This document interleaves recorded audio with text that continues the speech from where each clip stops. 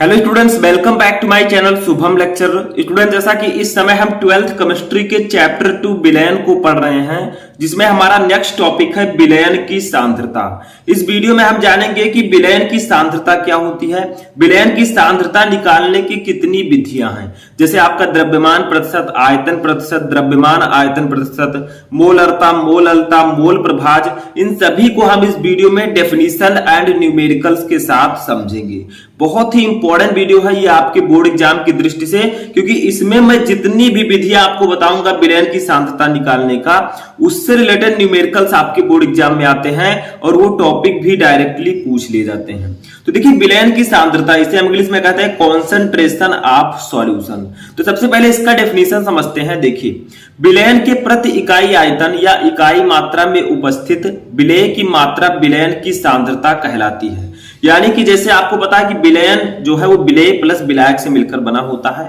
तो देखिए, जैसे आपका ये एक बर्तन है, इसमें जल है, ठीक है, और चीनी है। जल आपका विलायक है, चीनी विलेय है, ठीक है। तो विलेय की मात्रा यानी कि विलयन के प्रति इकाई आयतन में जो विलेय की मात्रा होगी वही विलयन की सांद्रता कहलाएगी। अगर आप लोग इस पानी में चीनी ज्यादा डाल देंगे तो इसकी सांद्रता बढ़ जाएगी, ठीक है, ये और ज्यादा सांद्र हो जाएगा, गाढ़ा हो जाएगा। अगर आप लोग चीनी में पानी कम डालेंगे, यानी कि कम चीनी डालेंगे इस पानी में, तो इसकी सांद्रता कम हो जाएगी। यानी कि आप कह सकते हैं कि विलयन की सांद्रता जो है वो विलेय की मात्रा पर डिपेंड करती है। विलेय की मात्रा जितनी ज्यादा होगी विलयन की सांद्रता उतनी ही ज्यादा होगी, ठीक है। तो विलयन के प्रति इकाई आयतन में उपस्थित विलेय की मात्रा विलयन की सांद्रता कहलाती है, ठीक है।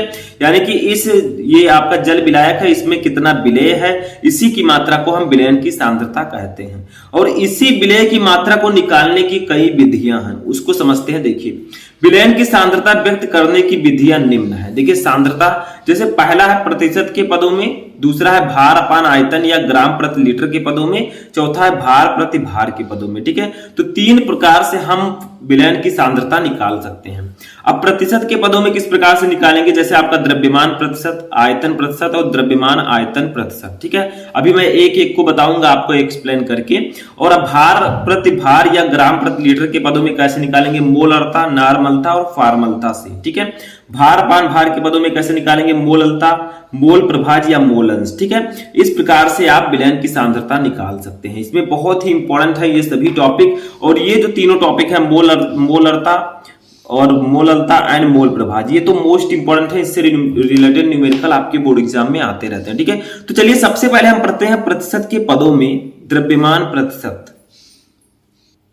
तो देखिए, फर्स्ट आपका है, आपको हेडिंग डालना है प्रतिशत के पदों में, ठीक है। तो फर्स्ट आपका है द्रव्यमान प्रतिशत, या इसी को हम कहते हैं परसेंट W अपॉन W, या भार प्रति भार प्रतिशत, ठीक है। इसे इंग्लिश में हम कहते हैं वेट परसेंटेज और मास परसेंटेज, ठीक है। तो सबसे पहले इसका डेफिनेशन समझते हैं। देखिए, विलेय पदार्थ की ग्राम में वह मात्रा जो 100 ग्राम विलयन में घुली हुई हो उसे द्रव्यमान प्रतिशतता कहते हैं। यानी कि 100 ग्राम विलयन में कितना विलेय घुला है, ठीक है, उसी की ग्राम में वह मात्रा जो 100 ग्राम विलयन में घुली हो उसे द्रव्यमान प्रतिशत कहते हैं, ठीक है। इसको निकालेंगे कैसे, इसका फॉर्मूला होता है W अपान W प्रतिशत या द्रव्यमान प्रतिशत इक्वल टू विलेय का द्रव्यमान ग्राम में अपान विलयन का द्रव्यमान ग्राम में इंटू 100। यानी कि पहले आपको विलेय का द्रव्यमान ग्राम में लेना है, फिर अपान पूरे विलयन का द्रव्यमान ग्राम में लेना है, ठीक है, और इंटू 100 आपको कर देना है, ठीक है। अब इसी फॉर्मूले से रिलेटेड चलिए एक न्यूमेरिकल सॉल्व करते हैं। तो देखिए, द्रव्यमान प्रतिशत का एक न्यूमेरिकल है जिसको हम सॉल्व करेंगे। देखिए एग्जांपल, 20 ग्राम NaCl यानी कि 20 ग्राम सोडियम क्लोराइड को 200 ग्राम जल में घोला गया है। NaCl की द्रव्यमान प्रतिशत ज्ञात कीजिए। यानी कि आपको NaCl की द्रव्यमान प्रतिशतता ज्ञात करनी है। तो देखिए, इसमें बताइए विलेय क्या है और विलायक क्या है। देखिए, 20 ग्राम NaCl है और 200 ग्राम जल है, तो मैंने बताया था जिसकी मात्रा विलयन में कम हो वो विलेय होगा।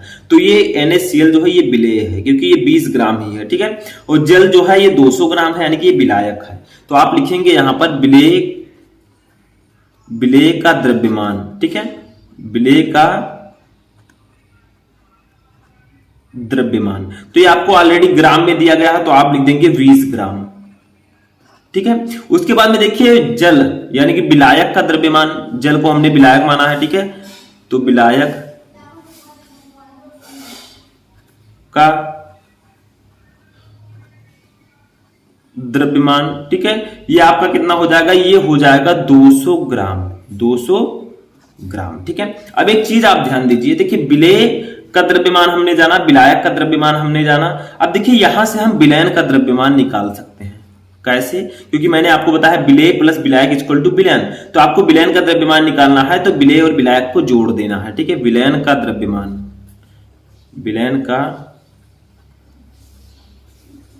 द्रव्यमान, ठीक है, कितना हो जाएगा, तो देखिए 200 और 20 जुड़ जाएंगे तो ये हो जाएगा 200 प्लस 20 ग्राम, तो ये आपका टोटल आ जाएगा 200 ग्राम, ठीक है। अब सॉरी 220 ग्राम आपका आ जाएगा, तो यहां पे 220 लिख दीजिए, 220 ग्राम, ठीक है। ये आपका हो गया विलयन का द्रव्यमान, 200 में 20 ऐड हो गया, क्योंकि मैंने आपको बताया विलयन इक्वल टू विलेय प्लस विलायक, तो विलेय का द्रव्यमान और विलायक का द्रव्यमान दोनों जोड़ देंगे तो विलयन का द्रव्यमान आ जाएगा, ठीक है। अब हम फॉर्मूला लगाएंगे द्रव्यमान प्रतिशत का,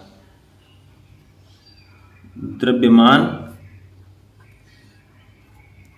प्रतिशत, ठीक है। इसी को हम लिखते हैं percent W upon W, W upon W। इसका फॉर्मूला होता है विलेय का द्रव्यमान, विलेय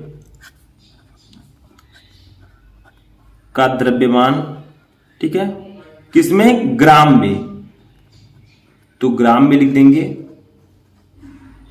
अपान विलयन का द्रव्यमान, जो आपका विलयन है, मैंने आपको बताया था फॉर्मूले में, ठीक है, तो अपान विलयन का द्रव्यमान, विलयन का द्रव्यमान, ठीक है। ये भी रहेगा आपका ग्राम में, इनटू आपको कर देना है 100, ठीक है, इनटू आपको 100 कर देना है। अब इसी पर हम रख देंगे, तो यहां पर लिखेंगे percent W upon W equal to क्या हो जाएगा, देखिए विलेय का द्रव्यमान कितना है, 20 ग्राम, ठीक है, तो यहां पर लिख देंगे 20 ग्राम अपान विलयन का द्रव्यमान, इसीलिए मैंने विलयन का द्रव्यमान निकाला था। देखिए यहां पर विलयन का द्रव्यमान पूछ रहा है तो ये 220 ग्राम है, ठीक है, तो 220 लिख देंगे। अब देखिए यहां से आपका 0 से 0 कट हो जाएगा, यहां पर आप 2 से इसको कट कर सकते हैं 11, ठीक है, तो ये आपका आ जाएगा कितना, इंटू 100 आपका ऐसे ही रहेगा, ठीक है, 100 आपका हो गया। अब चलिए इसको लिखते हैं, कैसे लिखेंगे, तो percent W upon W equal to, देखिए ये हो जाएगा 1/11 इंटू 100, ठीक है, 1/11 इंटू 100 आपका आ गया। अब देखिए 11 1 को हम 11 से भाग दे देंगे, तो W अपान W ऐसे लिख देते हैं, यानी कि 1 को हम 11 से भाग दे देंगे तो आपका आ जाएगा 0.0909 इंटू 100, ठीक है। देखिए इसको कट करेंगे, जब आप 11 को 1 से भाग देंगे इसको तो आएगा 0.0909, ठीक है, इतना आ गया। तो अब आप लोग इसको सॉल्व कर सकते हैं, ये हो जाएगा percent W upon W equal to, देखिए इसका गुणा होगा तो जो ये दशमलव है इधर 100 है, 2 0 है, तो ये 2 अंक इधर आ जाएगा, ठीक है, तो ये आपका हो जाएगा 9.09%, ठीक है। ये आपका हो जाएगा द्रव्यमान प्रतिशत, यहां पर मैं लिख देता हूं द्रव्यमान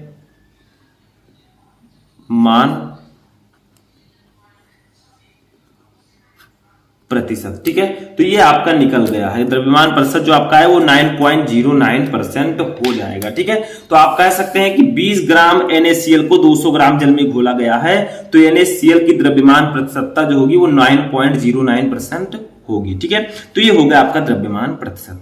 चलिए दूसरा देखते हैं, तो देखिए हमारा नेक्स्ट वाला है आयतन प्रतिशत, या इसी को हम कहते हैं V अपान V%, ठीक है, V अपान V% अथवा आयतन प्रति आयतन प्रतिशत, ठीक है। तो ये क्या होगा, वॉल्यूम परसेंटेज और वॉल्यूम परसेंटेज, ठीक है, वॉल्यूम परसेंटेज। तो ये क्या होता है, ये भी उसी तरह है, लेकिन क्या आपको करना है, विलेय आयतन दिया गया है तो आयतन को हम ml में लिखेंगे, ठीक है। तो विलेय पदार्थ की मिलीग्राम में वह मात्रा जो 100 मिली विलयन में घुली हो आयतन प्रतिशत कहलाती है।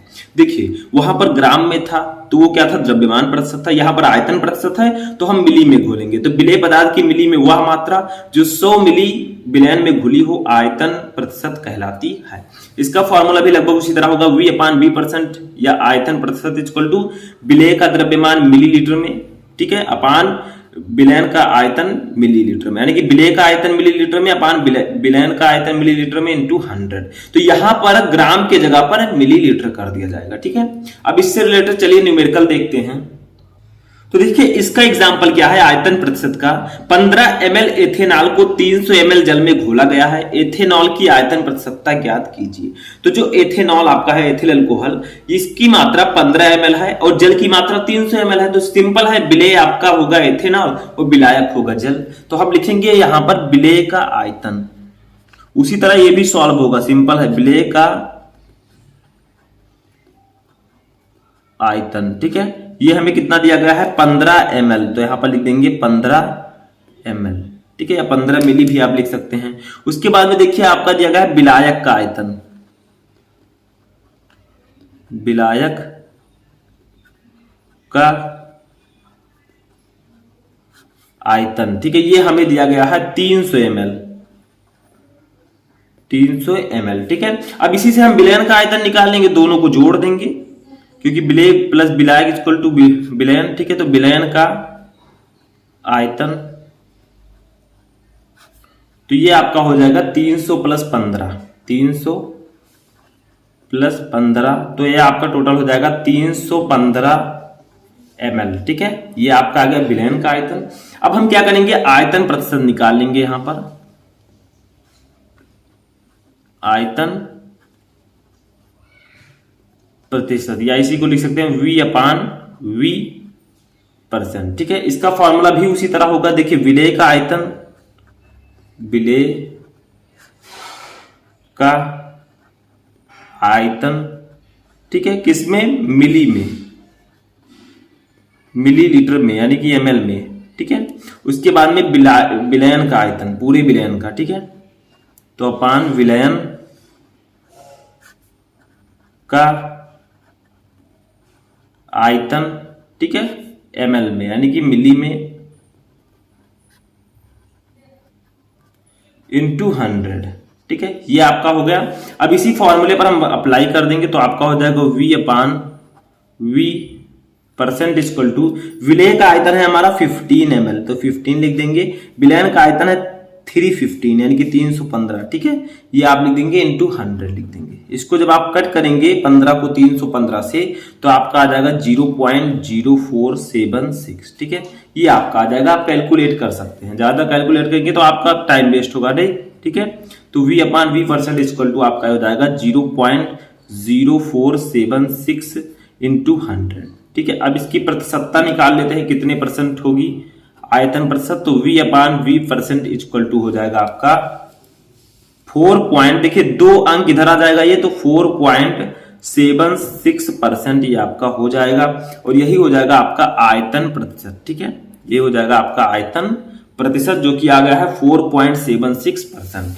तो आप कह सकते हैं कि 15 ml एथेनॉल को 300 ml जल में घोला गया है, तो एथेनॉल की आयतन प्रतिशतता 4.76% होगी। ठीक है, चलिए नेक्स्ट देखते हैं।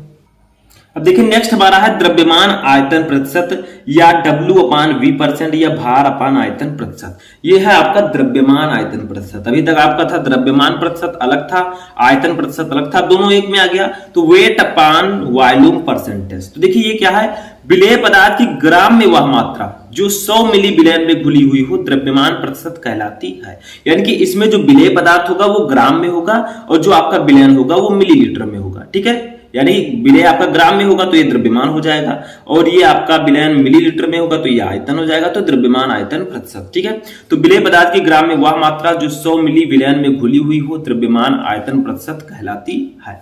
इसका फॉर्मूला होगा द्रव्यमान आयतन प्रतिशत या W/V % का विलेय का भार ग्राम में अपान विलयन का आयतन मिली में इंटू 100। ठीक है, इसमें ऊपर आपका विलेय का भार ग्राम में रहेगा और नीचे विलयन का आयतन मिली में रहेगा। ठीक है, इंटू 100 आपका हो जाएगा। चलिए इससे रिलेटेड न्यूमेरिकल लगा लेते हैं।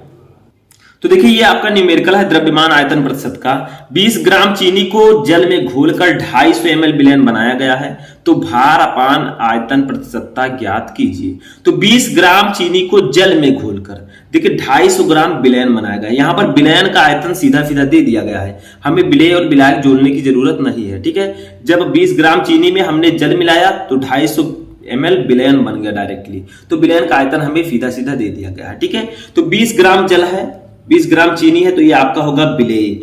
जल है, इसकी मात्रा नहीं दी गई है, विलायक होगा। अब पूरे विलयन का आयतन हमें दे ही दिया गया है तो हम न्यूमेरिकल आसानी से लगा सकते हैं। तो भार अपान आयतन प्रतिशतता ज्ञात कीजिए। तो हम लिखेंगे विलेय का द्रव्यमान या विलेय का भार, ठीक है, विलेय का भार ये हमें दिया गया है 20 ग्राम, 20 ग्राम अपान, अब हम लिखेंगे विलयन का आयतन, ये हमें सीधा सीधा दे दिया गया है, विलयन का आयतन, ठीक है, ये हमें दे दिया गया है 250 ml सीधा सीधा, तो 250 ml। अब हम लगाएंगे यहां पर आयतन प्रतिशत का फॉर्मूला, ठीक है, ये द्रव्यमान आयतन प्रतिशत का, तो यहां पर हम लिखेंगे द्रव्यमान आयतन प्रतिशत, ठीक है, या इसी को हम क्या लिख सकते हैं W/V%, W/V% इक्वल टू आपका फॉर्मूला हो जाएगा विलेय का भार, विलेय का भार ग्राम में अपान विलयन का आयतन मिली में, विलयन का आयतन मिली में इंटू 100, ठीक है, ये आपका फॉर्मूला हो जाएगा द्रव्यमान आयतन प्रतिशत का। अब यहां से हम W/V% को निकाल लेंगे आसानी से। विलेय का भार ग्राम में दिया गया है 20 और विलयन का आयतन मिली में दिया गया है 250 इंटू आपका 100 हो जाएगा। तो डायरेक्टली हम पहले इसको काट देंगे, ठीक है। अब 2 को हम 25 से भाग देंगे, तो 25 से भाग देंगे तो 25 8 200, तो 0.08 आपका यहां पर आ जाएगा, ठीक है। अब इसी को हम सॉल्व कर लेंगे, तो W/V%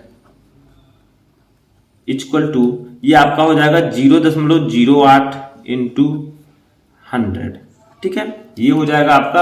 अब यहां पर हम द्रव्यमान आयतन प्रतिशत निकाल सकते हैं, W/V% इक्वल टू ये हो जाएगा आपका 8%। देखिए ये दशमलव इधर चला जाएगा 2 अंक, तो 8% आपका आ जाएगा, ठीक है। तो ये हो जाएगा आपका द्रव्यमान आयतन प्रतिशत, जो कि आ गया आपका 8%, ठीक है। तो इस प्रकार से आप इस न्यूमेरिकल को आसानी से लगा सकते हैं। तो प्रतिशत वाला हमारा फिनिश हो चुका है। अब चलिए नेक्स्ट देखते हैं।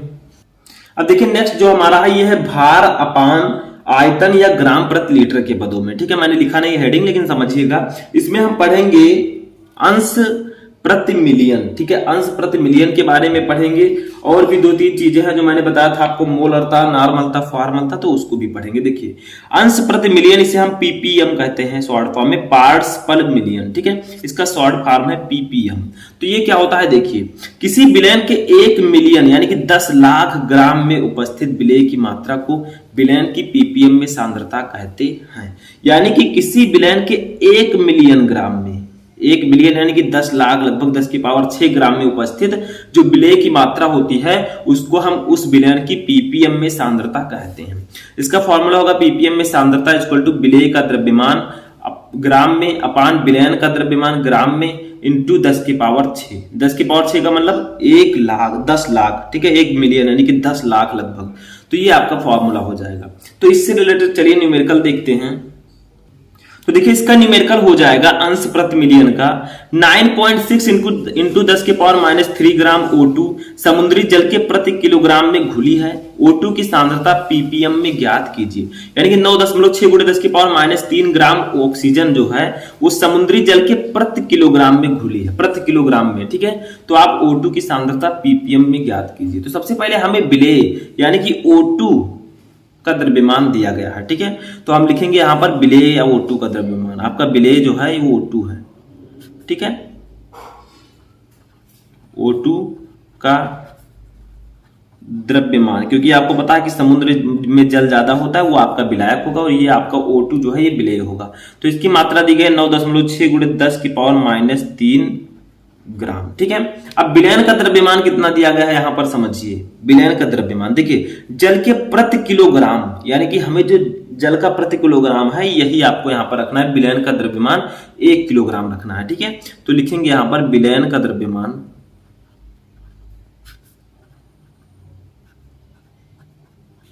विलयन का द्रव्यमान, ये हमें दिया गया है, समझ लीजिए 1 किलोग्राम।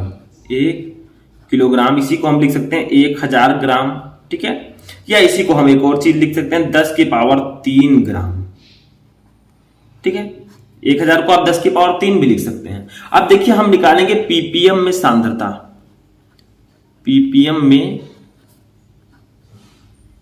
सांद्रता, ठीक है। तो इसका फॉर्मूला तो मैंने बता ही दिया आपको, विलेय का द्रव्यमान ग्राम में, विलेय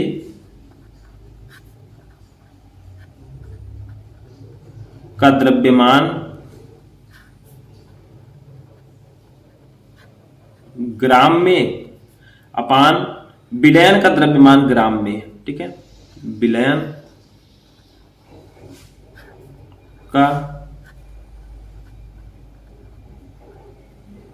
द्रव्यमान ग्राम में, ठीक है, इंटू 10 की पावर 6 इसका फॉर्मूला होता है। मैंने अभी आपको बताया था, फॉर्मूले को आप लोग याद रखिएगा, बहुत ही इंपॉर्टेंट है। अब देखिए इसी पर हम चलिए वैल्यूज को रख देते हैं, ठीक है। हमारा पीपीएम में सांद्रता निकल आएगा। तो यहां पर इक्वल टू करेंगे, विलेय का द्रव्यमान है, देखिए ऊपर 9.6 इंटू 10 की पावर -3, तो यहां पर लिखेंगे 9.6 इंटू 10 की पावर -3 अपान, ठीक है। यहां पर क्या हो जाएगा, देखिए विलयन का द्रव्यमान ग्राम में, तो विलयन का द्रव्यमान आपका कितना है, 10 की पावर 3 है, तो 10 की पावर 3 लिख देंगे, इंटू आपका ये हो जाएगा 10 की पावर 6 ऊपर ऐसे ही रहेगा, ठीक है। अब एक काम कीजिए, यहां पर समझिए थोड़ा सा, देखिए 9.6 तो आपका ऐसे ही रहेगा, ठीक है, इंटू ये 10 की पावर -3 है, ये 6 है, तो 6 में से 3 चला जाएगा, क्योंकि -3 है, 6 छोट बड़ा है, ठीक है। तो 10 में से देखिए -3 + 6, तो चूंकि 6 जो प्लस में है ये बड़ा है, तो 6 में से 3 जाएगा तो 3 बचेगा, लेकिन जो चिन्ह लगेगा वो प्लस का रहेगा, यानी कि इसके आगे माइनस नहीं रहेगा, ठीक है, क्योंकि 10 की पावर 6 जो है ये बड़ा है, इंटू 10 की पावर 3। अब देखिए 10 की पावर 3 से 10 की पावर 3 कट जाएगा, तो हमारा पीपीएम में सांद्रता जो आ जाएगा, पीपीएम में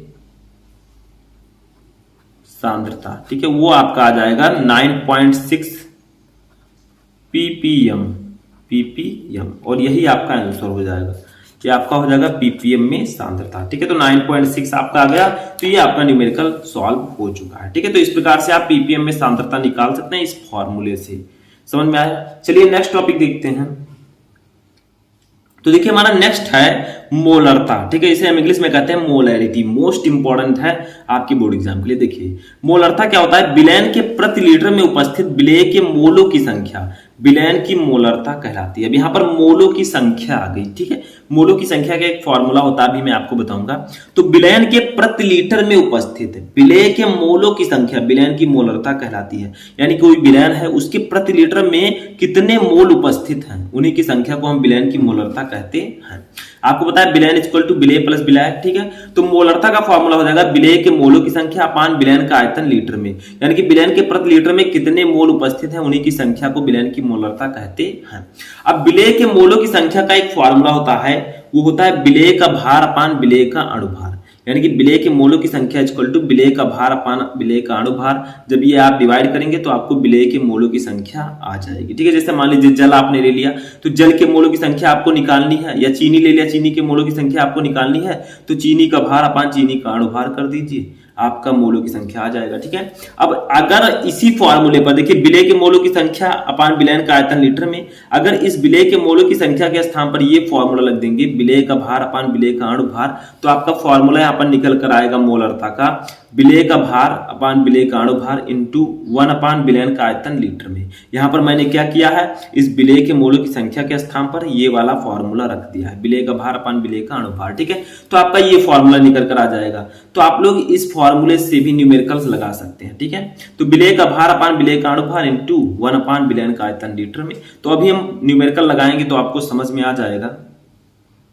तो देखिए यहां पर एक न्यूमेरिकल हम लगाते हैं मोलरता, ठीक है। तो देखिए 5.85 ग्राम सोडियम क्लोराइड 200 मिली जल में घुला है, विलयन की मोलरता ज्ञात कीजिए। देखिए 5.85 ग्राम सोडियम क्लोराइड है, NaCl, ठीक है। सोडियम क्लोराइड का फॉर्मूला होता है NaCl। अब इसको 200 मिली जल में घोला गया है, तो 200 मिली जल जो है आपका विलयन का आयतन होगा, ठीक है। और 5.85 ग्राम सोडियम क्लोराइड है, ये आपका विलेय होगा।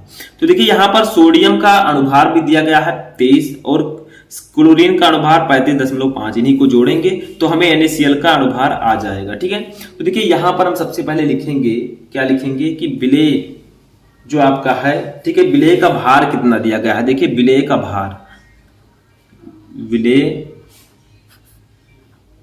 का भार, ठीक है, ये हमें कितना दिया गया है, ये हमें दिया गया है 5.85 ग्राम। देखिए ऊपर NaCl का भार दिया गया है। ठीक है, यहां पर देखिए ये 5.85 ग्राम सोडियम क्लोराइड। ठीक है, अब विलेय का अणुभार यहां पर हम निकाल लेते हैं, विलेय का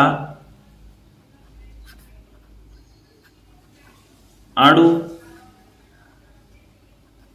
भार। ठीक है, ये हमें कितना कैसे निकालना, देखिए आप Na का और Cl का अणुभार जोड़ दीजिए, आपका आ जाएगा विलेय का अणुभार। तो आप क्या कीजिए 23 + 35.5 कर दीजिए, तो ये आपका कितना आ जाएगा 58.5। ठीक है, 58.5, ये आपका हो जाएगा विलेय का अणु भार। अब देखिए हम क्या करेंगे, देखिए यहां पर जो आपका विलयन का आयतन है वो मिली में दिया गया है और फॉर्मूले में हमने पढ़ा है विलयन का आयतन लीटर में, तो इसको लीटर में कन्वर्ट कर लेंगे। ठीक है, तो NaCl विलयन का आयतन, NaCl विलयन का आयतन, ठीक है, तो ये कैसे निकालेंगे, तो देखिए आपको अगर 200 ml को लीटर में कन्वर्ट करना है तो आप इसको 1000 से भाग दे दीजिए, क्योंकि हमें पता है 1000 ml = 1 लीटर। तो यहां से ये कट ये सब कट हो जाएंगे। ठीक है, अब 2 का आपको जब आप 2 को 10 से भाग देंगे तो कितना आ जाएगा 0.20 लीटर। ठीक है, देखिए 2/10 बचा था, हमने भाग दिया, 0.20 लीटर आ गया विलयन का आयतन। ठीक है, अब हम क्या करेंगे, मोलरता का फॉर्मूला लगाएंगे, मोलरता। ठीक है, तो मोलरता का फॉर्मूला लगाएंगे, यम से इसको डिनोट करते हैं। तो 2 फॉर्मूले मैंने आपको बताए थे, देखिए आपको दोनों फॉर्मूला मैंने बता दिया है यहां पर कि कैसे फॉर्मूला होगा। एक फॉर्मूला ये है मोलरता का, विलेय के मोलों की संख्या अपान विलयन का आयतन लीटर में। एक आपका ये है विलेय का भार अपान विलेय का अणुभार इनटू 1 अपान विलयन का आयतन लीटर में। तो हम इसको चलिए रख देते हैं। ठीक है, तो चलिए देखते हैं क्या लिखेंगे हम लोग। तो लिखेंगे विलेय का भार, विलेय का भार अपान विलेय का अणुभार इंटू 1 अपान विलयन का आयतन,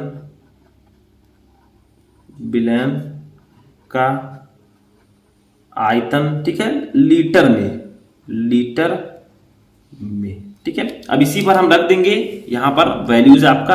तो देखिए हमें विलेय का भार ऊपर दिया गया है, देखिए 5.85 ग्राम। ठीक है, तो ये हो जाएगा 5.85 इंटू विलेय का अणुभार भी दिया गया 58.5, तो ये हो जाएगा 58.5। ठीक है, इंटू 1 अपान, देखिए विलयन का आयतन हमें दिया गया है लीटर में 0.20। ठीक है, इतना समझ में आ गया। अब इसी को हम सॉल्व कर लेंगे। तो देखिए ध्यान से समझिए इसको थोड़ा सा, क्या करना है आपको, यहां पर सबसे पहले ये देखिए कि यहां पर जो आपका ये हो जाएगा, आप देखिए ऊपर देखिए 5.85 है, नीचे 58.5 है। तो जब आप इसको कट करेंगे तो क्या आ जाएगा 10 आ जाएगा। क्यों, क्योंकि इसके एक अंक इधर दशमलव है, यहां पर है, तो 10 आ जाएगा जब इसको आप डिवाइड करेंगे। ठीक है, तो ये आपका हो जाएगा 1/10 इंटू 1/0.20। ठीक है, अब इसी को सॉल्व कर लेंगे, यहां पर m लिखते आ जाएंगे, मोलरता हम निकाल रहे हैं। ठीक है, तो m = आपका हो जाएगा, देखिए 1/, जब आप 0.20 को 10 से गुणा करेंगे तो आपका आ जाएगा यहाँ पर 2। ठीक है, 2 आ गया, इसको कट करेंगे तो ये आपका आ जाएगा 0.5। ठीक है, तो यहां पर हमारी मोलरता आ गई है, मोलरता जिसको हम लोग प्रदर्शित करते हैं यम से, ये हमारी आ गई 0.5 मोल प्रति लीटर। ठीक है, मोलरता का मात्रा मोल प्रति लीटर कर दीजिए इसको। ठीक है, लीटर, इसको याद रखिएगा, ये ला लिखा है। ठीक है, तो ये आपका हो जाएगा मोल प्रति लीटर। तो ये आपका आ जाएगा मोलरता। समझ में आ गया। तो इस प्रकार से आप मोलरता को आसानी से निकाल सकते हैं। चलिए नेक्स्ट टॉपिक देखते हैं। अब देखिए नेक्स्ट टॉपिक हमारा है नॉर्मलता, जिसे हम इंग्लिश में कहते हैं नॉर्मैलिटी। ठीक है, ये क्या होता है देखिए, किसी निश्चित ताप पर विलयन के 1 लीटर में घुलित विलेय के ग्राम तुल्यांकों की संख्या को उस ताप पर विलयन की नॉर्मलता कहते हैं। जैसे उसमें मैंने आपको बताया कि विलयन के प्रति लीटर में उपस्थित विलेय के मोलों की संख्या को विलयन की मोलरता कहते हैं। यहाँ पर नॉर्मलता है, मोलरता यानी कि मोलों की संख्या, नॉर्मलता यानी कि ग्राम तुल्यांकों की संख्या। तो देखिए किसी निश्चित ताप पर विलयन के 1 लीटर में घुलित विलेय के ग्राम तुल्यांकों की संख्या को उस ताप पर विलयन की नॉर्मलता कहते हैं। नॉर्मलता को हम कैपिटल N से प्रदर्शित करते हैं। इसका फॉर्मूला होगा, जैसे आपने विलेय के मोलों की संख्या निकाला था, मोलरता आप निकाल रहे थे, तो उसमें क्या था, विलेय के मोलों की संख्या थी, यहाँ पर विलेय के ग्राम तुल्यांकों की संख्या हो जाएगी, बाकी सब सेम होगा। तो नॉर्मलता N इक्वल टू विलेय के ग्राम तुल्यांकों की संख्या अपान विलयन का आयतन लीटर में। ठीक है, या इसी फॉर्मूले को अगर आप क्या करना चाहें, इस लीटर को मिलीलीटर में लिखना चाहें तो 1000 से भाग दें, गुणा करना होगा। ठीक है, तो यहाँ पर नॉर्मलता इक्वल टू हो जाएगी विलेय के ग्राम तुल्यांकों की संख्या अपान विलयन का आयतन ml में। मान लीजिए आपको ml में दिया गया है, तो आप ml में अगर लिखेंगे तो 1000 से आपको गुणा करना होगा अलग से। ठीक है, तो ये इसका फॉर्मूला होता है। अब जैसे उसमें विलेय के मोलों की संख्या का एक फॉर्मूला था, विलेय का भार अपान विलेय का अणुभार, तो यहाँ पर भी विलेय के ग्राम तुल्यांकों की संख्या का एक फॉर्मूला है, उसको भी समझ लेते हैं। तो देखिए यहाँ पर विलेय के ग्राम तुल्यांकों की संख्या इक्वल टू होगा विलेय का द्रव्यमान अपान तुल्यांकी भार। ठीक है, वहां पर था विलेय का भार अपान विलेय का अणुभार, लेकिन यहाँ पर हम ग्राम तुल्यांकों की संख्या निकाल रहे हैं, तो विलेय का द्रव्यमान अपान तुल्यांकी भार। अब देखिए हम क्या करेंगे, जो आपका फॉर्मूला था विलेय के ग्राम की तुल्यांकों की संख्या अपान विलयन का आयतन लीटर में, तो यहाँ पर क्या करेंगे, हम इस फॉर्मूले को लगा देंगे। जैसे देखिए मैंने आपको यहाँ पर फॉर्मूला बताया था, देखिए यहाँ पर ये आपका फॉर्मूला था। ठीक है, विलेय के ग्राम तुल्यांकों की संख्या अपान विलयन का आयतन लीटर में। अब यहाँ पर विलेय के ग्राम तुल्यांकों की संख्या के स्थान पर हम ये लिख देंगे। ठीक है, विलेय का द्रव्यमान अपान तुल्यांकी भार। तो देखिए यहाँ पर लिख देते हैं विलेय का द्रव्यमान अपान तुल्यांकी भार अपान विलयन का आयतन लीटर में इंटू 1000। तो एक फॉर्मूला आपका और निकल कर आएगा, नॉर्मलता N इक्वल टू विलेय का द्रव्यमान अपान तुल्यांकी भार इंटू 1000 अपान विलयन का आयतन लीटर में। ठीक है, तो देखिए यहाँ पर ml कर दीजिएगा। ठीक है, इसको कट करके आप लोग मिलीलीटर कर दीजिएगा, क्योंकि हमने ऊपर 1000 से गुणा किया है तो यहाँ पर मिली रहेगा। ठीक है, अगर 1000 से गुणा ना करते तो यहाँ पर लीटर लिख सकते थे। तो ये आपका दूसरा फॉर्मूला होगा, जैसे हमने मोलरता में देखा था, क्या था उसमें विलेय का भार अपान विलेय का अणुभार इंटू 1 अपान विलयन का आयतन लीटर में। तो यहाँ पर क्या है, विलेय का द्रव्यमान अपान तुल्यांकी भार इंटू 1000 अपान विलयन का आयतन मिलीलीटर में। ठीक है, अगर आप 1000 ऊपर लिखेंगे तो यहाँ पर मिली लिखना होगा, अगर आप केवल 1 लिखते हैं तो यहाँ पर लीटर आपको करना होगा। ठीक है, अब इससे रिलेटेड चलिए एक न्यूमेरिकल सॉल्व कर लेते हैं। तो देखिए नॉर्मलता का न्यूमेरिकल कैसे सॉल्व करेंगे, देखिए 8 ग्राम NaOH को 100 ml जल में घोला गया है, विलयन की नॉर्मलता ज्ञात कीजिए। तो देखिए हमें विलेय का भार दिया गया है 8 ग्राम NaOH सोडियम हाइड्रोक्साइड। ठीक है, तो ये 8 ग्राम है, तो ये आपका विलेय होगा। ठीक है, 100 ml जल में घोला गया है, ये आपका विलयन का आयतन है 100 ml। ठीक है, अब विलयन की नॉर्मलता आपको ज्ञात करना है, तो लिखिए विलेय का भार, विलेय का भार इक्वल टू ये आपको दिया है 8 ग्राम। ठीक है, उसके बाद में देखिए आपको लिखना है विलयन का आयतन,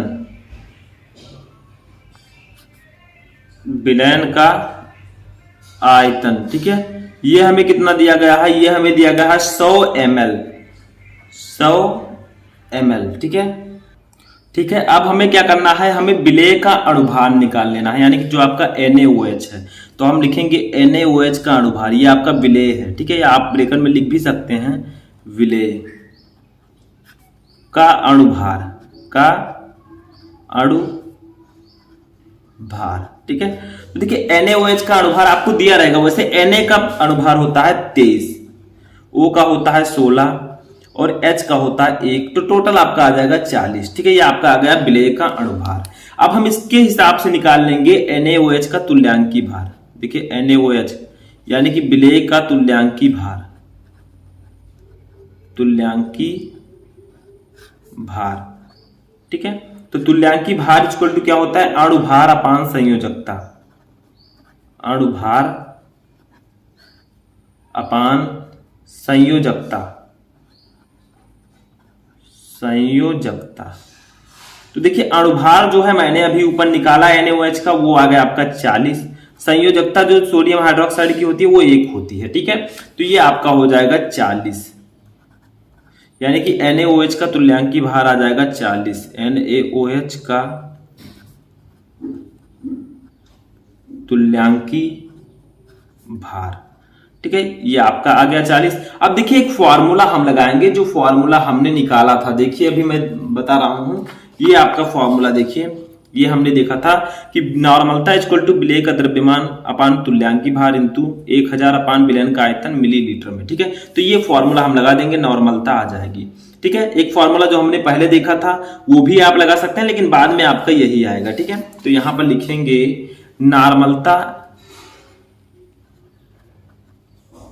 n, ठीक है, नॉर्मलता n इक्वल टू आपका हो जाएगा विलेय का द्रव्यमान, फॉर्मूला लिख लेते हैं, विलेय का द्रव्यमान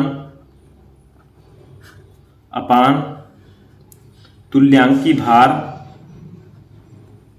तुल्यांकी भार इंटू 1000 अपान विलयन का आयतन, विलयन का आयतन मिली में, ठीक है, मिली में, ठीक है। ये फॉर्मूला आपका हो जाएगा, अब इसी पर हम रख देंगे। देखिए विलेय का द्रव्यमान हमें ऊपर दिया गया है, ये देखिए विलेय का भार 8 ग्राम है, ठीक है। विलयन का आयतन 100 ml हमें दिया गया है। उसके बाद में इसका तुल्यांकी भार जो है 40 है, तो यहां पर लिखेंगे विलेय का द्रव्यमान, ठीक है, ये हमें दिया गया है 8, तुल्यांकी भार हमने निकाला है 40, तो 8/40 हो जाएगा इंटू 1000 आपका ऐसे रहेगा। विलयन का आयतन हमें दिया गया है 200 ml, ऊपर मैंने बताया है आपको, ठीक है। यहाँ पर देखिए विलयन का आयतन हमें दिया गया है, यहाँ पर 200 ml है आपका, ठीक है, तो यहाँ पर 200 लिख लीजिएगा, तो ये आपका हो जाएगा 200, सॉरी ये आपका 100 ml है, ठीक है, क्वेश्चन में आपके 100 ml है, तो इसको 100 कर दीजिएगा फिर से, तो ये आपका 100 ml दिया गया है, 100 ml, ठीक है। अब इसी को हम सॉल्व कर लेंगे, देखिए 0 से 0 कट हो जाएगा, इससे ये कट हो जाएगा, अब देखिए 4 से ये कट हो जाएगा, ठीक है। अब क्या करेंगे आप लोग, इसको कट कर देंगे, ठीक है, तो इस 0 से आपका ये 0 कट हो जाएगा, यानी कि ये 2 0 आपका ये कट हो गया और ये 40 का 0 इससे कट हो गया, ठीक है। अब इसको कट करने हैं, 4 कम 4, 4 दूनी 8, तो ये आपका हो जाएगा 2, ठीक है, ये आपका कितना आ जाएगा 2, तो आपकी नॉर्मलता जो आ गई, नॉर्मलता, ठीक है, इसे हम डिनोट करेंगे n से, ये आपका 2 ग्राम तुल्यांक प्रति लीटर, ठीक है, तुल्यांक प्रति लीटर, तो ये आपका यहां पर आंसर आ जाएगा, ठीक है। नॉर्मलता n इक्वल टू 2 ग्राम तुल्यांक प्रति लीटर, तो यही आपका आंसर आ जाएगा। तो इस प्रकार से आप तुल्यांकी भार आसानी से वो नॉर्मलता निकाल सकते हैं, ठीक है, इजीली। तो चलिए नेक्स्ट टॉपिक देखते हैं। तो देखिए अब हमारा भार प्रति आयतन भी कंप्लीट हो गया। अब हम आते हैं भार प्रति भार में, यानी कि जो विलयन की सांद्रता ज्ञात करने की तीसरी विधि थी, इसमें आपको मोललता और मोल प्रभाज पढ़ना है। तो देखिए मोललता क्या होता है, जिसे हम इंग्लिश में कहते हैं मोलैलिटी। देखिए इसमें क्या होता है, किसी विलायक के 1 किलोग्राम यानी कि 1000 ग्राम में उपस्थित विलेय के मोलों की संख्या विलयन की मोललता कहलाती है। जैसे अभी मैंने आपको मोलरता पढ़ाया था, जिसमें क्या था, किसी विलयन के 1 लीटर में उपस्थित विलेय के मोलों की संख्या विलयन की मोललता कहलाती है, ठीक है। यहां पर क्या है, किसी विलायक के 1 किलोग्राम यानी कि 1000 ग्राम में उपस्थित विलेय के मोलों की संख्या विलयन की मोललता कहलाती है। इसको हम m से डिनोट करते हैं, स्मॉल m से। मोललता m इक्वल टू फॉर्मूला होगा विलेय के मोलों की संख्या अपान विलायक का भार ग्राम में इंटू 1000, ठीक है। या इसी को हम फॉर्मूले में लिख सकते हैं, क्योंकि मैंने आपको बताया था विलेय के मोलों की संख्या इक्वल टू होता है विलेय का भार अपान विलेय का अणुभार। तो जब हम इस विलेय के मोलों की संख्या पर उसको रखेंगे तो आपका आ जाएगा मोललता इक्वल टू विलेय का भार अपान विलेय का अणुभार इंटू 1000 अपान विलायक का भार ग्राम में, ठीक है। जैसे हमने मोलरता में किया था वैसे इसमें भी है लगभग। तो ये फॉर्मूले से रिलेटेड अब हम एक न्यूमेरिकल लगाएंगे, इस फॉर्मूले को वहां पर अप्लाई करेंगे, ठीक है। तो चलिए देखते हैं। तो देखिए यहाँ पर न्यूमेरिकल क्या है मोललता का, 14.625 ग्राम सोडियम क्लोराइड को 250 ग्राम जल में विलेय किया गया, प्राप्त विलयन की मोललता ज्ञात कीजिए, ठीक है। तो इसको बहुत आसानी से हम निकाल सकते हैं। हमें विलेय दिया गया है 14.625, ठीक है, क्योंकि ये कम है किससे, 250 ग्राम से। तो ये आपका है सोडियम क्लोराइड जो है ये विलेय है, तो हम लिखेंगे विलेय का भार, विलेय, ठीक है। ब्रैकेट में हम चाहें तो लिख सकते हैं सोडियम क्लोराइड का फॉर्मूला क्या होगा, NaCl का भार, ठीक है। ये हमें दिया गया है 14.625 ग्राम, ठीक है। इसके बाद में दिया गया है हमें विलायक का भार 250 ग्राम, तो लिखेंगे यहां पर विलायक का भार, ठीक है, विलायक आपका जल है तो विलायक का भार आपको दिया गया है 250 ग्राम, तो यहां पर लिख देंगे 250 ग्राम, ठीक है। यहां पर याद रखिएगा, सभी को पता है कि Na जो होता है उसका अणुभार कितना होता है और Cl का अणुभार कितना होता है, मैंने अभी आपको बताया था Na का होता है 23, ठीक है, Cl का होता है 35.5, तो दोनों आपको याद रखना, अभी काम आएगा आगे। तो देखिए अब हम क्या निकालेंगे, NaCl का अणुभार यानी कि विलेय का अणुभार, ठीक है, विलेय क्या है आपका NaCl, तो NaCl का अणुभार, तो ये आपका क्या हो जाएगा, Na का होता है 23, Cl का होता है 35.5, तो ये दोनों मिलाकर आपका हो जाएगा 58.5, ठीक है, इतना आ गया। अब हम निकाल लेंगे यहां पर मोललता, मोललता, ठीक है, इसको हम लोग डिनोट करेंगे m से। तो देखिए दूसरा फॉर्मूला हम लगा लेंगे क्योंकि हमने दो फॉर्मूला आपको मोललता का बताया है, ठीक है। देखिए दोनों आप लगा सकते हैं, चाहे आप इसको लगा सकते हैं, ये जो विलेय के मोलों की संख्या अपान विलायक का भार ग्राम में इंटू 1000, तो आपको क्या करना पड़ेगा, विलेय के मोलों की संख्या के स्थान पर विलेय का भार अपान विलेय का अणुभार रखना होगा, ठीक है। और हम चाहे तो दूसरा वाला भी लगा सकते हैं, तो दूसरा वाला आपके लिए ईजी रहेगा, ठीक है, इसको भी आप लगा सकते हैं। तो चलिए लगाते हैं इसको। तो आपका मोलरता का फॉर्मूला होगा विलेय का भार, विलेय का भार अपान विलायक का भार, ठीक है, अपान विलेय का अणुभार, अपान विलेय का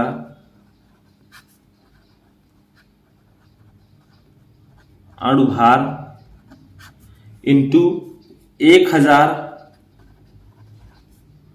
अपान विलायक का भार ग्राम में, ठीक है। जब 1000 ऊपर लिखेंगे तो नीचे ग्राम में लिखेंगे, अगर 1000 हम ऊपर नहीं लिखते, 1 लिखते तो नीचे किलोग्राम में लिखते, ठीक है। तो विलायक का भार ग्राम में, ठीक है, ये फॉर्मूला आप लोग लगा देंगे यहां पर, ठीक है। तो ये क्या हो जाएगा आपका, ये हो जाएगा विलेय का भार कितना है, विलेय का भार आपका दिया गया है ऊपर, देखिए ये आपका है 14.625 ग्राम, ठीक है। तो 14.625 अपान विलेय का अणुभार कितना आया है, देखिए ये आया है 58.5, तो इसको कर देंगे 58.5 इंटू 1000 आपका ये हो जाएगा, ठीक है, अपान विलायक का भार ग्राम में, देखिए 250 ग्राम, ठीक है, तो ये आपका हो जाएगा 250, समझ में आ गया। तो इससे तो ये कट हो जाएगा, ठीक है। अब हमें क्या करना है, यहाँ पर थोड़ा सा आपको ध्यान देना है। तो क्या करेंगे हम लोग, यहाँ पर 25 को 100 को 25 से कट कर देंगे तो 4 आ जाएगा, 25 चौके 100, ठीक है। तो अब इसको क्या करते हैं, चलिए ये आपका आ जाएगा 14.625 इंटू 4 अपान 58.5, ठीक है। अब आप लोगों का यहाँ पर ट्विस्ट है, क्या है देखिए, यहाँ पर m लिखते हुए आइएगा, स्मॉल m, ठीक है, स्मॉल m। अब देखिए क्या होगा, 14.625 का जब 4 से गुणा करेंगे तो आपका 58.5 ही आएगा, ठीक है। नीचे भी 58.5 ऑलरेडी दिया गया है, दोनों कट हो जाएंगे क्योंकि सेम है। तो आपका मोलरता, जो मोललता आ जाएगी, मोललता, ठीक है, इसको हम लोग डिनोट करेंगे स्मॉल m से, ये आपका जो आ जाएगा वो आ जाएगा 1, ठीक है। तो मोललता आपका जो आ गया वो 1 आ गया और यही आपका आंसर हो जाएगा, ठीक है, समझ में आ गया। तो इस प्रकार से आप मोललता निकाल सकते हैं। अब चलिए देखते हैं लास्ट अपना जो विलयन की सांद्रता निकालने की विधि है, जो कि है मोल प्रभाज, सबसे इंपॉर्टेंट है। तो देखिए हमारा जो मोल प्रभाज या मोल अंश है बहुत ही ज्यादा इंपॉर्टेंट है, इसे हम इंग्लिश में कहते हैं मोल फ्रैक्शन। ये क्या होता है, देखिए विलयन में उपस्थित किसी एक घटक, जैसे आपको पता है विलयन के 2 घटक होते हैं, विलेय एक विलायक, तो विलयन में उपस्थित किसी एक घटक या अवयव के मोलों की संख्या तथा विलेय एवं विलायक के कुल मोलों की संख्या के अनुपात को उस अवयव का मोल प्रभाज या मोल अंश कहते हैं।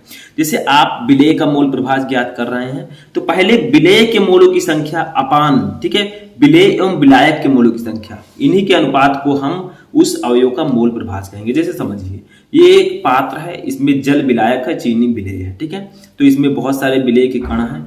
तो इसका फॉर्मूला क्या होगा, मान लीजिए हमें सिर्फ चीनी का मोल प्रभाज निकालना है, विलेय का मोल प्रभाज तो कैसे निकालेंगे। तो देखिए विलेय का मोल प्रभाज हम कैसे निकालेंगे, ऊपर लिखेंगे विलेय के मोलों की संख्या, नीचे क्या लिखेंगे, जो विलयन में दोनों उपस्थित होते हैं विलेय और विलायक, ठीक है, तो विलेय के मोलों की संख्या प्लस विलायक के मोलों की संख्या, ठीक है। तो इस प्रकार से आप विलेय का मोल प्रभाज निकाल सकते हैं। तो ऐसे आपको अगर विलायक का निकालना है तो क्या करेंगे, ऊपर विलायक के मोलों की संख्या अपान नीचे दोनों कर देंगे विलायक प्लस विलेय। तो इस प्रकार से आप किसी एक घटक का मोल प्रभाज निकाल सकते हैं। डेफिनेशन से भी स्पष्ट है कि विलयन में उपस्थित किसी एक घटक या अवयव के मोलों की संख्या तथा विलेय एवं विलायक के कुल मोलों की संख्या के अनुपात को उस अवयव का मोल प्रभाज कहते हैं। ठीक है, तो विलेय का मोल प्रभाज आपका इसको मान लेते हैं एक्स ए। ठीक है, एक्स ए। तो देखिए इसका फॉर्मूला हो जाएगा विलेय के मोलों की संख्या अपान विलेय के मोलों की संख्या प्लस विलायक के मोलों की संख्या। यानी कि जिसका आपको जिस भी अवयवी घटक का मोल प्रभाज निकालना है उसको ऊपर और नीचे दोनों जगह लिखना है, जिसका नहीं निकालना उसको सिर्फ नीचे लिखना है। ठीक है, समझ में आ गया। अब x से इक्वल टू मान लीजिए विलेय के मोलों की संख्या को हम Na मान लें। ठीक है, तो इसका फॉर्मूला हो जाएगा Na अपान Na प्लस NB। विलायक के मोलों की संख्या को हम NB मान लें तो ये आपका ये फॉर्मूला हो जाएगा। ऐसे विलायक का मोल प्रभाज इसको मान लेते हैं XB, तो ये इक्वल टू हो जाएगा विलायक के मोलों की संख्या अपान विलेय प्लस विलायक के मोलों की संख्या, जिसका आप निकाल लें उसको ऊपर नीचे दोनों जगह लिखना है। तो XB इक्वल टू हो जाएगा NB यानी कि विलायक के मोलों की संख्या अपान Na प्लस NB। अब क्या करेंगे, दोनों को हम जोड़ देंगे। ठीक है, किसी भी यानी कि किसी भी अगर हम विलयन का मोल प्रभाज निकाल रहे हैं तो उसमें उपस्थित जो अवयव होते हैं, ठीक है, जो घटक होते हैं उनका जो योग होता है वो एक होता है। चलिए देखते हैं।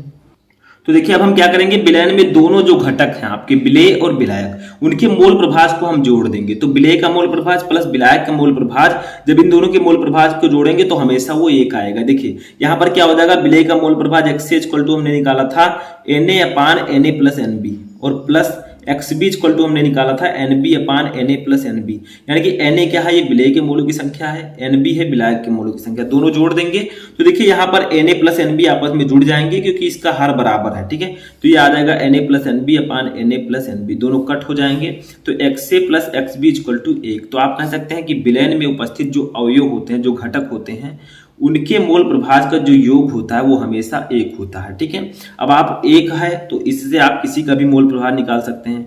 मान लीजिए आपको विलेय का मोल प्रभाज पता है तो आप विलायक का मोल प्रभाज निकाल सकते हैं। ठीक है, तो जो आपके अवयविक जो घटक हैं विलयन के, उनका जो मोल प्रभाज होता है वो हमेशा एक से कम होता है। ठीक है, तो अगर आपको विलेय का मोल प्रभाज पता है तो आप विलायक का मोल प्रभाज आसानी से निकाल सकते हैं, एक में से आप उसको घटा दीजिएगा। ठीक है, तो इस प्रकार से आप उसको निकाल सकते हैं। अब चलिए इसका न्यूमेरिकल सॉल्व कर लेते हैं।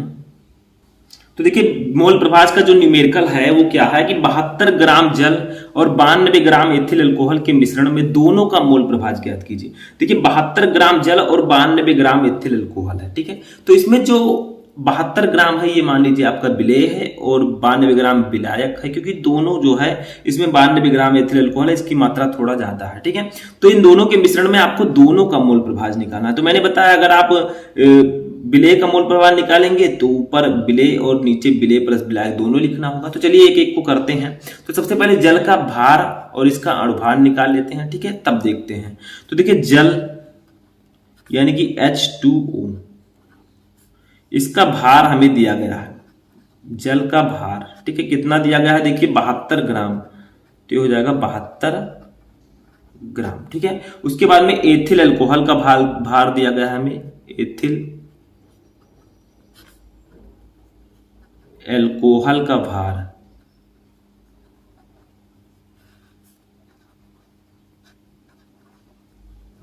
ठीक है, ये कितना हमें दिया गया, 92 ग्राम, 92 ग्राम। ठीक है, अब देखिए हमें क्या करना है, जल का अणुभार पहले निकाल लेना है। जल फॉर्मूला तो मैंने आपको बता ही दिया, H2O होगा। ठीक है, इसका अणुभार निकाल लेते हैं, अणुभार। तो देखिए हाइड्रोजन जो होता है इसका अणुभार 1 होता है, तो 2 हाइड्रोजन है तो इसका 2 हो जाएगा, प्लस ऑक्सीजन का 16 होता है, तो इसका हमारा जल का जो अणुभार है वो 18 आ गया। ठीक है, अब देखिए C2H5OH, एथिल अल्कोहल का फॉर्मूला होता है C2H5OH का अणुभार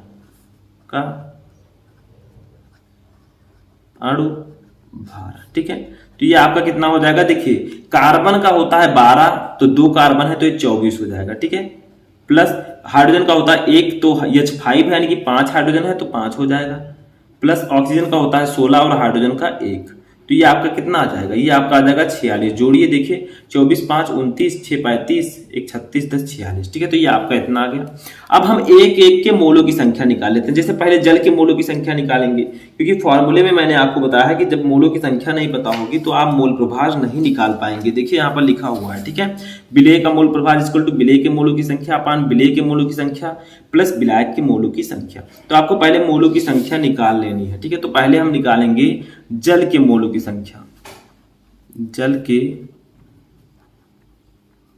मोलों की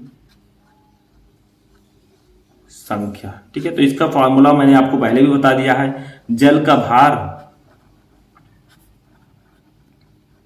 अपान जल का अणुभार, जल का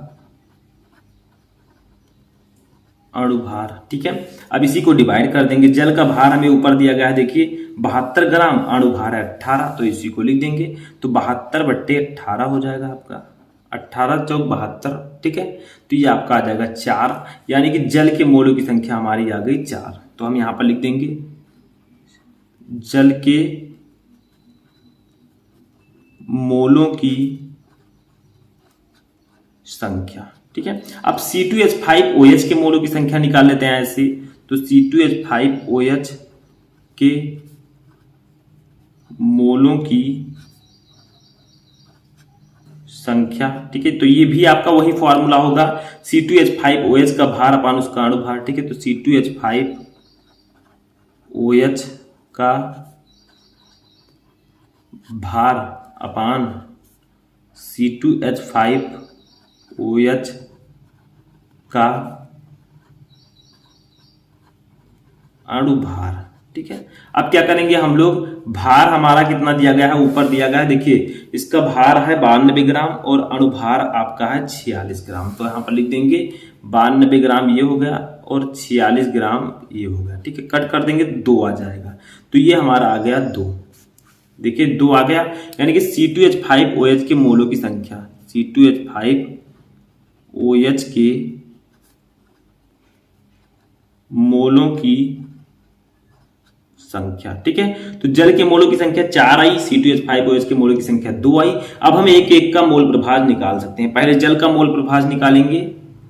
तो देखिए जल का मोल प्रभाज जब हम निकालेंगे तो इसका फॉर्मूला होता है, मैंने भी आपको बताया था कि जल के मोलों की संख्या अपान जल के मोलों की संख्या प्लस एथिल अल्कोहल के मोलों की संख्या। ठीक है, अब यहां पर इसी को रख देंगे। तो जल के मोलों की संख्या मैंने आपको बताया था, अभी हमने निकाला है 4। ठीक है, अपान जल के मोलों की संख्या 4 होगी प्लस एथिल अल्कोहल के मोलों की संख्या हमने 2 निकाली है। अब इसी को सॉल्व कर लेंगे तो 4/6 हो जाएगा। ठीक है, तो जल का मोल प्रभाज हमारा आ जाएगा, जब इसको कट करेंगे 4 को 6 से तो 0.666 आ जाएगा। ठीक है, तो हम लिख सकते हैं जल का मोल प्रभाज, जल का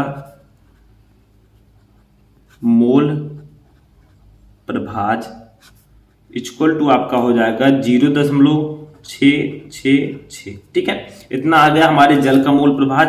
चूंकि हमें दोनों का निकालना है, एथिल अल्कोहल का भी निकालना है, तो हम यहां पर एथिल अल्कोहल का भी मोल प्रभाज निकालेंगे। तो C2H5OH का मोल प्रभाज। ठीक है, इसके लिए हम क्या करेंगे, पहले C2H5OH के मोलों की संख्या लेंगे, C2H5OH के मोलों की संख्या। ठीक है, फिर अपान लगाएंगे, यहां पर थोड़ा बड़ा मैं कर देता हूं ताकि दिक्कत ना हो। ठीक है, तो यहां पर जल के मोलों की संख्या ले लेंगे, जल के मोलों की संख्या प्लस C2H5OH जिसका आप निकाल लें उसको ऊपर नीचे दोनों जगह रखना है। ठीक है, के मोलों की संख्या। ठीक है, ये आपका हो गया। अब इसी पर हम रख देंगे तो हमारा आ जाएगा। देखिए C2H5OH के मोलों की संख्या मैंने बताया था आपका 2 होता है। ठीक है, अपान 2 हमने निकाला था, यहां पर 4 रख देंगे क्योंकि जल के मोलों की संख्या तो 4 हो जाएगी। ठीक है, प्लस ये आपका हो जाएगा 2, तो ये क्या आएगा आपका 2/6 आ जाएगा, 2/6। ठीक है, तो 2/6 आ गया, तो जब इसको भाग देंगे हम तो ये आपका आ जाएगा 0.333। ठीक है, तो आप लिख सकते हैं C2H5OH C2H5OH का मोल